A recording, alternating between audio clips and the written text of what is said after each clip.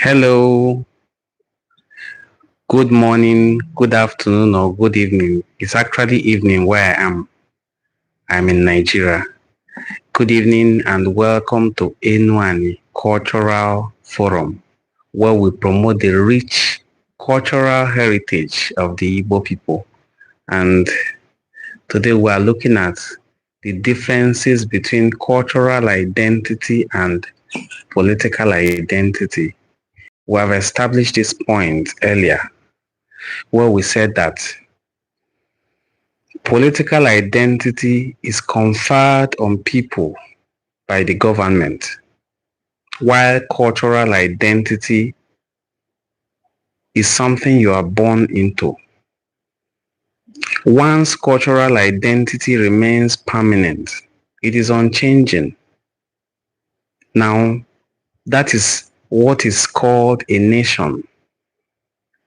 That is the major difference between a nation and a country. A nation can exist across countries. That is how a cultural identity can exist across different states, across different nations. For example, there are Igbo people all over the world. There are still Igbo people, irrespective of where they are found. That is a cultural identity. But a political identity deals with a boundary, a geographically defined boundary, while a cultural identity deals with cultural identity of people, their shared history and cultural practices, most times even traditions passed down from generation to generation. Welcome to Enuani Cultural Forum, and here we promote the rich cultural heritage of the Igbo people. Today we are looking at the differences between cultural identity and political identity. Example of a political identity is the country called Nigeria. It is a political identity, a name given to her by a woman named Flora Shaw. The country was also a business entity of the Royal Niger Company, who eventually had a deal with the British government, and then they started up what is called Nigeria today. It is a political entity. Within this political enclave, there are so many other cultural groups, and the one that is of our interest is the Igbo people. So the Igbo people are not restricted to the former Southeast region. It is not restricted to the present 5 states. It is cross-state cultural identity, so that Igbo people are found in over 13 states of the Federation of Nigeria and across several countries in Africa and other continents of the world. There is a Council of Igbo-speaking people in America. It is called CISA, Council of Igbo-speaking States, America. Now, this organization called CISA goes from community to community, state to state in America to induct people as Igbo people. This is recognizing that there are Igbo people in America, all over America, in Haiti, in Cuba, in Brazil, in the United States of America as well. West Virginia, Denver, Creeks, Detroit, everywhere that Igbo people were taken to. Because historically speaking, the port of Calabar, I've had the privilege of going to Marina, where the ship docked, where our people were taken as captives, not really even slaves. Our people were never slaves.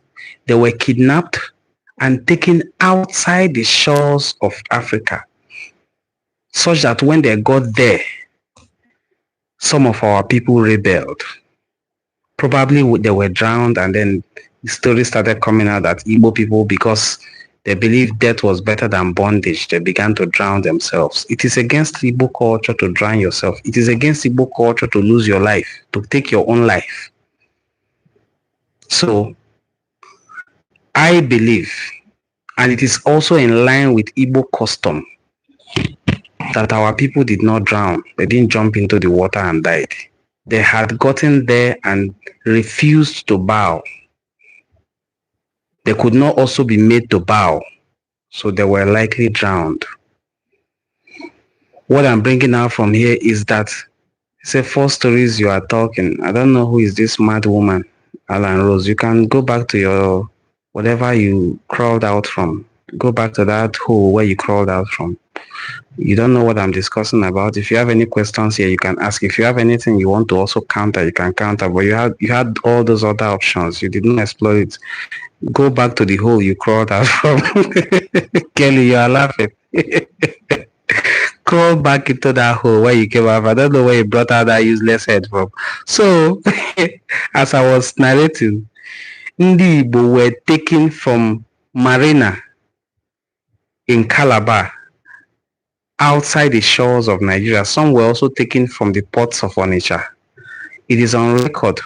I've seen the records of these people. Even the owner of the plantation at Denver Creek.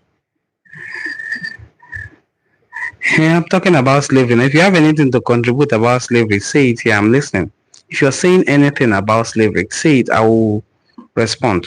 I'm saying that Igbos were captured, not bought, and taken into captivity. Most of them were kidnapped, stolen from Africa. I'm not saying that they were sold into slavery. Many of them were taken, kidnapped, and taken forcefully away from Africa, from Marina in Calabar. And I've gone to Marina severally, and were taken outside the shores of Nigeria. And when they arrived, where docked at Denver Creeks in the United States, many of them refused to become slaves. If you knew you were going into slavery, when you got there, why not continue as slave? They never knew they were being sold into slavery.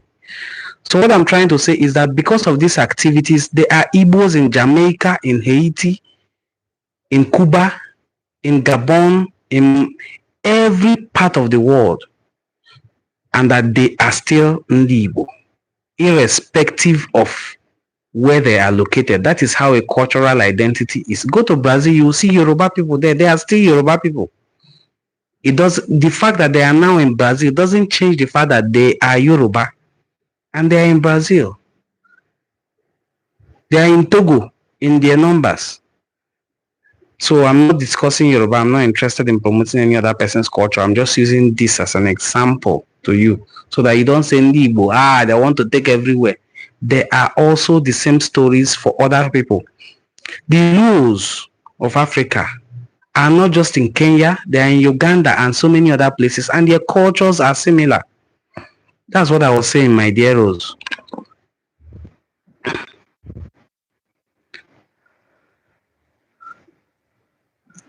Okay, you're talking about Nnamdi Kanu. Nnamdi Kanu's case is not really our topic, but if this helps, the case will definitely go to appeal court. Okay? The judgment was issued at High Court. Nnamdi Kanu had gotten a favorable judgment at the same High Court, but the government of Nigeria, being lawless, did not follow it. They did not honor the court judgment. Who is this Alan Rose? What kind of mad woman is this? You are telling lies without the Ndi Igbo slave records. Who is this mad woman? Did you take anything this evening? Are you high? What do you mean? I said, if you have anything to counter here, come and counter. You keep saying you are telling lies. Where is the lie? That people were not taken away from Marina, or that they did not arrive in Denver Creeks. Go through our channel, you will see the video I just posted. Where CISA, Council of Igbo-speaking States in America, just recently held their annual, I'm not saying one-off, annual conference. I posted a 2 hours long video of white people speaking the Igbo. White people affirming their Igbo identity. Some of them, Chief Obona there, you saw him. There are so many of them.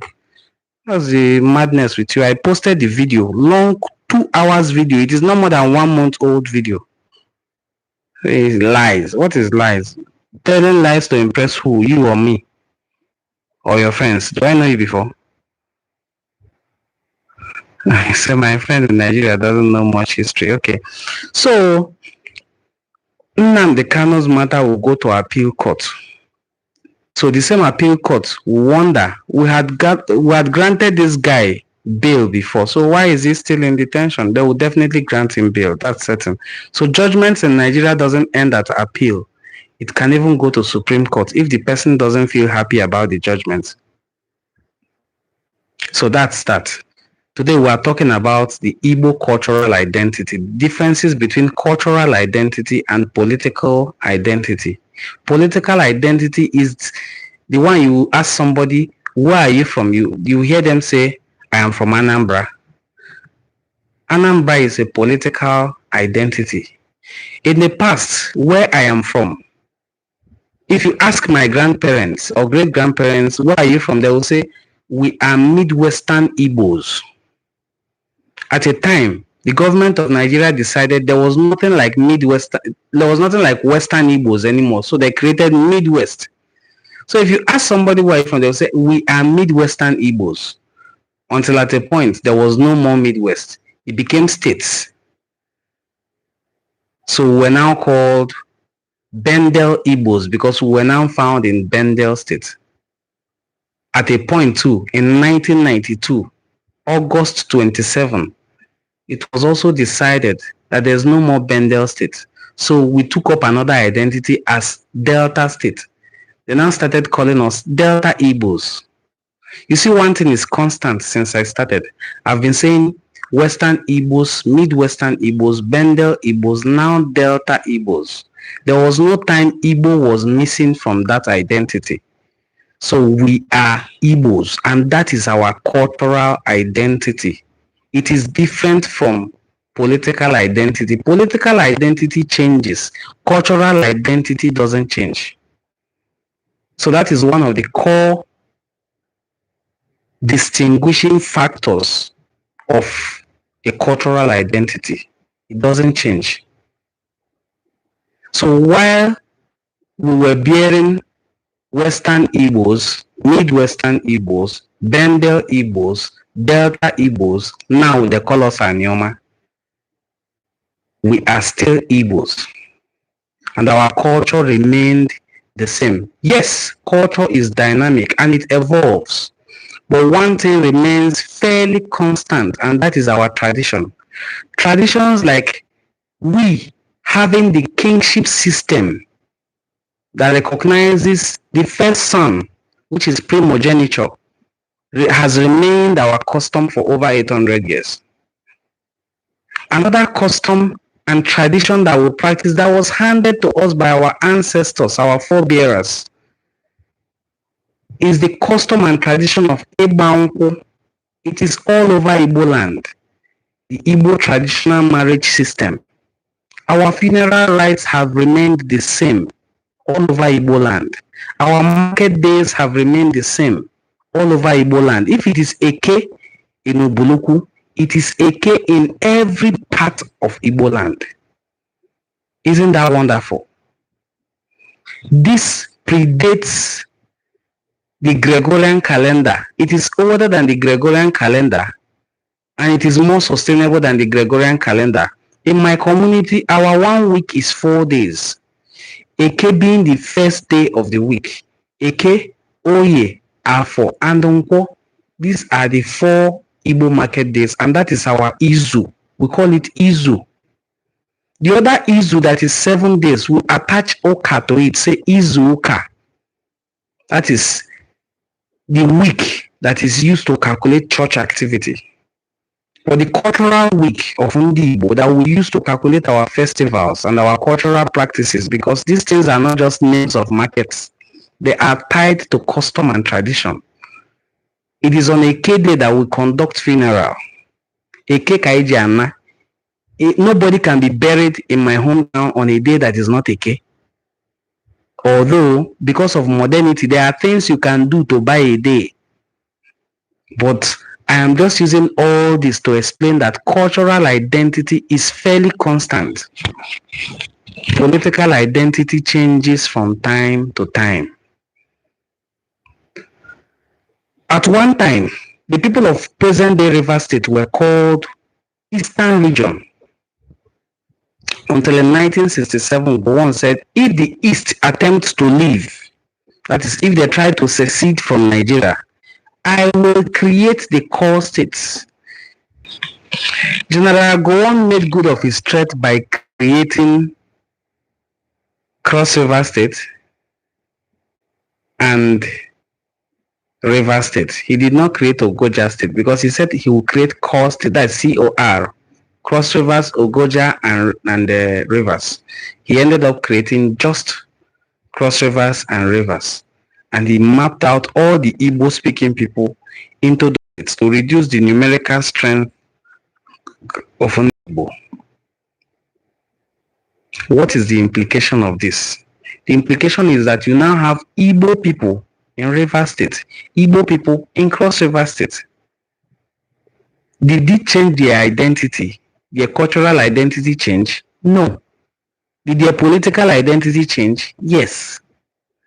They were no longer interested in being addressed as Eastern region, because for some of them they were minority in that Eastern region. Even with Philip Effiong being the next in command to Ojukwu, he was still seeing himself as someone from minority Igbo states. So today we have Igbos in Port Harcourt, in River State, all over River State. We have them in all of Ikwere and Iwuruoha people. Ekpeye, Oba, and Ekpeye. We have Oba, Ebema, and Doni local governments. And the people of Ahoda, Elele, and the rest, all these are Igbo speaking people. They speak a version of the Igbo language. But today they are caught in a web. They are caught in an identity crisis of not knowing where to align themselves. For some of them, they are Igbos, while for others, they don't want to be associated with Ndi Igbo. They are now in the Cross Rivers. They are now in the Rivers. And they want to maintain a separate identity. Otherwise, they were just a tribe of Igbo nation. Example is the Ikwere people. And that is the video I shared this evening, where the President of Ohaneze Ndi Igbo, River State chapter, our brother Livingstone Wechie, clearly explained that the Ikwere people are Igbos. In fact, he cited a book written by, I won't say late because our kings don't die. Okay? So one of our ancestors now, Oba Erediuwa II, the immediate past Oba of Benin, he wrote a book. You know, he was a very well-respected civil servant in Nigeria. So he said he worked in Ahoda at some point in his life, in his biography. And he met this wonderful, hard-working group of people from Ahoda and Elele and Ikwere, that they are pure Igbos. That is the custodian of Bini culture and tradition, affirming that the Ikwere people are Igbos. Whereas you will see the Ikwere people, some of them claiming that they are from Benin. It is people like us who are close to Benin that should be able to tell them. Geographically speaking, somebody from Owerri, somebody from Irete can say, I don't know if the people I'm addressing, if you know these areas, but let's just use it as an example. I'll cite other examples, okay? It's like somebody who lives in Sango. If you ask them where they live, they will say, I am in Lagos. Similarly, somebody who lives in present-day Ogun State, because some parts are now in Ogun State. Sango is in Ogun State. Ota. If you ask them where do they say Lagos. There are people who live in Ibuzo, Opanam, Ubolu, Oko. Ask them where they stay, they will say they are in Asaba. They are not in Asaba.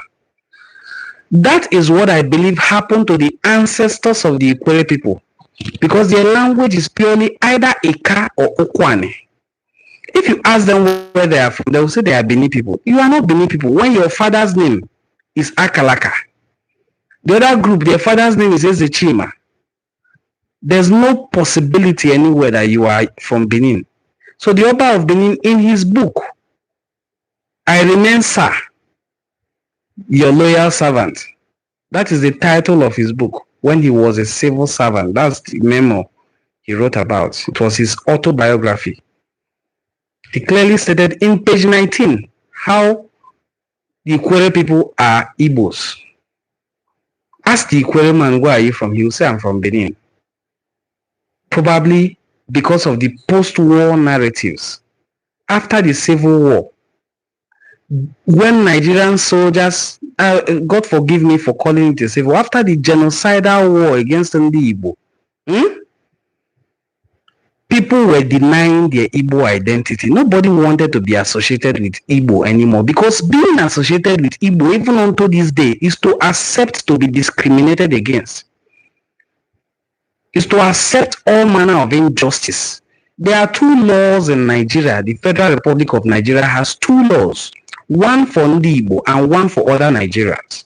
There's something somebody will do and go scot-free, unchallenged, undisturbed. There are statements you will make and nobody worries about it. Let an Igbo man make that statement and he will find himself behind bars. I have personally found my own self behind bars for making just a statement. Just a statement. Behind bars that I found myself was not in Asaba, was not in Benin, which is the zonal head of this whole region. I found myself in Abuja. If not for the resilience of my community and how they stood to ensure that I was released, I would have been languishing there, because their plan was that I would stay there for months. So there are two different standards for Nigeria. As we speak now, all my mobile phones are still with the police in Abuja. So they are doing forensic analysis of my phones, probably to look for something to pin on me they haven't found. So they took all my phones, all my mobile phones. What is giving me the liberty to talk now is that I dragged them to court. So there are two laws. When I say there are two laws in Nigeria, I'm saying it from a point of experience. As somebody who has suffered this, I'm not saying many years ago, I was arrested on the 4th of May this year, taken to Abuja, FCID. I just heard a knock on my door one morning. I opened the door, Pram, you're under arrest. Straight to Abuja, by land. But God bless my community. I am from Ubuluku Kingdom, in Anyocha South local government area of Delta State. By the time I arrived at Abuja, even in cell, I was like Joseph. How my community were caring for me, bringing food for me, ensuring that I was well treated, securing legal services, ensuring that I was bailed on time, booked a flight for me from Abuja back to my hometown, lodged me in a very comfortable hotel in Abuja after I was released, bought me food, bought me clothes. Which one will I mention? When I landed in Asaba, I was driven on convoy back to my hometown, where 21 gunshots were released, and curse is laid on the people who instigated my arrest. I was treated like a king. What I'm trying to bring out here is that there are two laws in Nigeria, one for Ndi Igbo and one for other Nigerians. Just understand it that way. If you are an Igbo person, you need this basic understanding for your survival. Just know that the country that you are in has two laws. One for Nigerians, other Nigerians, one set of laws for Ndi Igbo. People like us have experienced it firsthand. What is giving me liberty today to talk to you as we are talking is because our matter is in court. A case between me and the IGP of Nigerian police. I'm not blowing it up all over social media because I believe the justice should take its course if Nigeria has one justice system at all. So this is for the person who brought up the matter of Nnamdi Kanu. We also have our own individual cases we are dealing with. And it will not change our identity. We are still Igbo people. The person who wrote petition against me said, I'm instigating chaos in the community. There's no chaos. The greatest chaos is not knowing who you are. The real chaos is you being confused. Where are you from? You say, I'm from Delta State. Delta State is not a cultural identity. It is a political identity. Delta State can never be a cultural identity. Where are you from? You say, I'm from Asaba. Wow, are you Igbo? You say, no. What is your name? You say, Felix. What is your Igbo name? No, okay, what is your community language name? You will hear them fooling themselves. You will see somebody whose name is Nwachukwu, Okonkwo, Ebube. Even kings deceiving themselves. So how will they like me in the first place? When you are busy deceiving yourself, I am busy exposing your lies. They recently started picking on the titles in Igbo land that started attributing it to Bini, some to Igala, and I laughed. Is it Bini that speaks Igbo language that you're talking about? Bini speaks a version of Igbo and Yoruba. Today I posted a video, and I'm sure that I'm very happy to see that that video is doing well. I didn't create that video today. If you look at it, you'll see that it's an old video. I listed 20 commonly used words in Bini that are Igbo words. Commonly used. If I do go into the general language, I should be talking about 100 to 200 words. But this one, I'm interested in the words that they say daily that are Igbo words. So, the cultural identity of Ndi Igbo remains intact, irrespective of the state where you find yourself. Whether you are in Kogi, whether you are in Benue, whether you are in Bayelsa, whether you are in Cross Rivers, whether you are in Akwa Ibom, whether you are in Rivers, whether you are in Delta, whether you are in Edo, it does not reduce your Igbo-ness. No part of Igbo land is superior to the other. We are just all Ndi Igbo. Accept it like that. Live with it that way. Don't try to change also. Don't try to also discriminate yourself, because self-discrimination is also very bad. You will see some people saying, we are not the mainstream Igbos. And that is where I picked interest in the Delta State's former commissioner for information. His name is Chiko Ogie. If you're just seeing this video, I failed to say that, and this is your first time of coming across our videos, please support our work by subscribing to our channel. You can also give this video a thumbs up and share to your audience. I don't have to keep repeating this. It is something you have to do to support our work. Like the video you're watching, then subscribe to the channel. This is the only thing you can do to support us. Some people even go the extra mile to give us super thanks. One of our wives, our brother married a good wife. She's a white woman. Anytime she sees my video, she'll give me super thanks. You send money to this YouTube channel, supporting what we are doing. So it's very important that as you're seeing such videos, you support it by liking it, engaging with it, sharing it. We are not enjoying anything. No.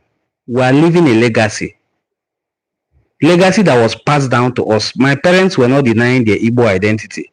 So my message is to make sure that I bring in as many people as well to not ever. Most of the names my father gave to me as names of items in our community and that are no longer in use are names that they are called in every part of Igbo land. One of them is Onoko, a sword. I have checked the ancient Igbo dictionaries compiled by Northcote Thomas, and I found that name Onoko. I said, wow. So the same thing we call sword is what these people call sword. I'm not talking of the ones that are in daily use. The daily used ones are very, very simple. Please give this video thumbs up, okay? I've just seen 6 thumbs up. If we have up to 100 thumbs up, there's nothing wrong with it. Let's have 1,000 as well. Subscribe to the channel you're watching too.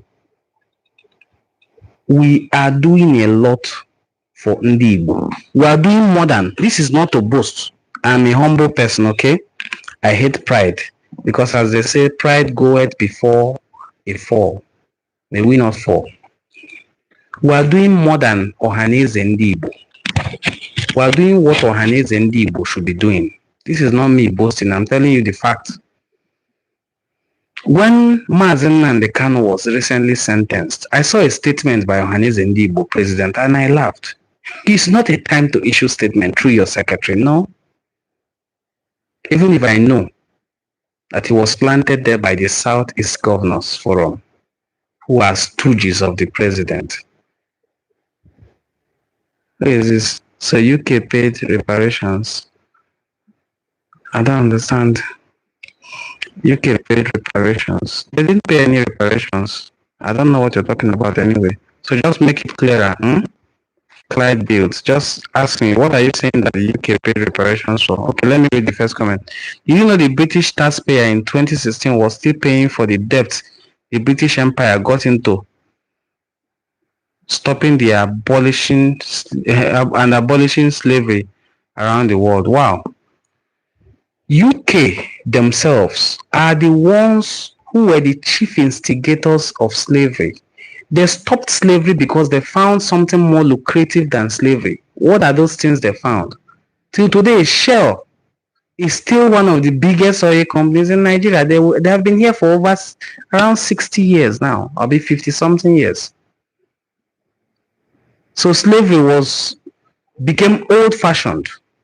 That was why they made sure they contributed efforts to see that it stopped, while they pushed for the next line of slavery, which is capitalism. They took over all our oil firms till today. Now, I'm not saying this ignorantly. I worked in the oil and gas industry for Total E&P. So I was assigned to Rivers State. One of my biggest astonishments in the oil and gas sector, I was a pipe welder anyway. One of my biggest astonishment or discoveries in the oil and gas sector is still there till today. What is that discovery? There's what is called OML, oil mining license. All the OMLs, of course, where I worked was OML 58. We're just doing upgrade of it. So all the OMLs in Igbo land and the whole of Niger Delta, the ones saying Igbos are coming to take our oil, they don't have anything in their place. It's just our oil they are looking for. I beg, we are not Igbos. All the OMLs are owned by Hausa and Yoruba people, then British people. None is owned by an Igbo man. If you know an Igbo man's name who owns oil well, mention them. I'm not sure if you can. You may find up to 2. Ask me to mention the Yoruba people. Should be talking of 10, 15, 20. Hausa, Sarah. These are the people you are saying Igbos are coming to take your oil. So some people have a problem when it is an Igbo man, but they feel okay. Example again. Go to every community in southern Nigeria today, including the Yorubas. Fulani herdsmen are in your forest, dealing with your women and children in the forest. They can't go to farm freely. They are also in other parts of southern Nigeria doing the same thing. Igbos are not in the forest. They are in the markets trading. The Yoruba man would rather have those herdsmen who are busy buying them every day than have an Igbo man prosper in his land. That is the same thing is happening in many parts of where they call Niger Delta. What is the meaning of Niger Delta? Is it an ethnic group? Niger Delta is not an ethnic identity. You are either from Kalabari, you are Opobo, you are Ndoni, you are Andoni, you are Ejo, you are Ishekiri, you are Isoko, you are Igbo, you are any of this. You are not a Niger Deltan. If you are a Niger Deltan, no problem. How many Niger Deltans own oil mining licenses and the oil that is mined in their backyard, the money comes to them? How many? None. Recently, one of the prominent repentant militants was given a contract as doing security for the oil pipelines. Everybody celebrated it. Of course, it's a good thing. But a step further is having your oil, being able to own the oil in your land. Let others come and mine, but the licenses belong to you and your kings. Some of these communities that I said that I worked in are no longer there today. They are in chaos because that lie is not sustainable. You come and mine oil in my place. You give slots to the king so that their people can work. Your own people are not working, but they are the ones reaping all the money. Who are these people? Hausa, Yoruba. When they conquered Igbo land, because a lot of people don't believe when I say we were conquered. We were fully conquered, and they shared everything we have as spoils. Part of the things shared are these oil wells. We'll continue to say this truth. These are not hidden truth anyway. People know them.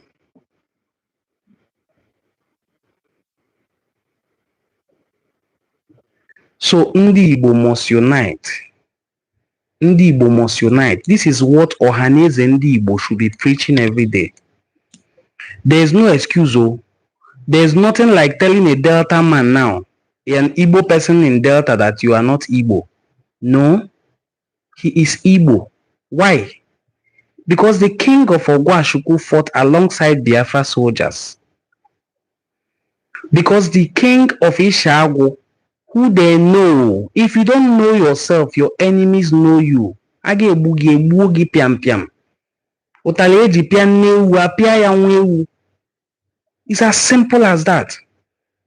So they went to Ishagu by the king, his cabinet of chiefs, and every single male in the community. What you usually hear is nke mere na Asaba na-akpọ ya Asaba massacre. What of Ishagu? Ishagu is Isheagu. Type it into your search engine and find. Egburu everybody ekwudolu n'Ishagu. Because they know where those people are from. Ishagu people are from Oka. Tomorrow you see somebody from there denying his Igbo identity. Why? Because of fear. You know you are Igbo. Why deny it? They will sit by you if they want to. So, late Ambassador Ralph Chukwu Uwechwe was President General of Ohaneze Ndi Igbo. He's from Ogwashuku.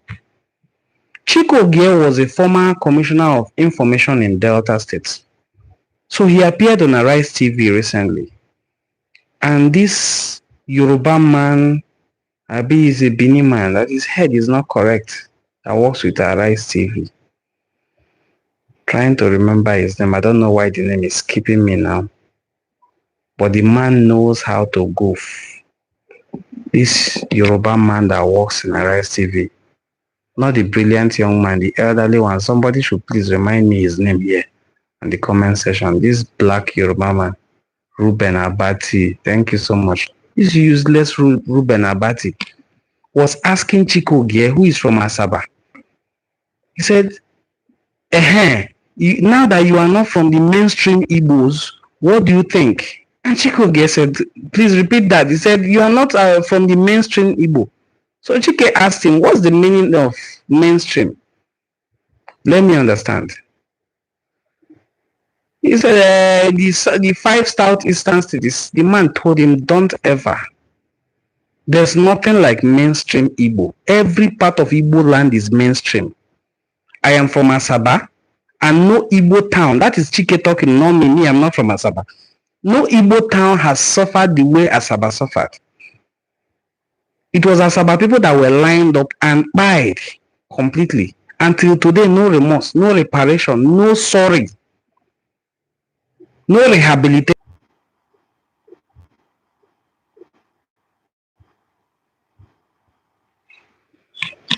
So, that is just pretty